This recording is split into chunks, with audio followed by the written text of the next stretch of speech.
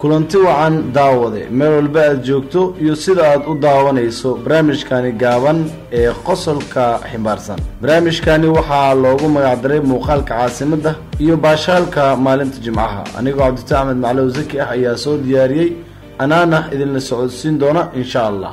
hadaba waxaad daawan doontaan muuqaalo kadis ah kuwaasi oo qosol badan ba idinka dhameyn doona marka aad u eegto aagshimada ay bixinayaan dadka aan la soo kulmay ama bulshada aan la soo kulmay.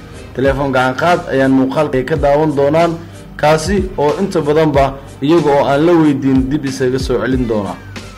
muuqaalka cajiibka ah ee ka wada qosliyay marna ka nixiyay shacabka magaalada Jowharna qeybaha dambe ee barnaamijka ayaad ku daawan doontaan. mar kale iyo barnaamijka muuqaalka caasimadda iyo baashaalka Jimcaha.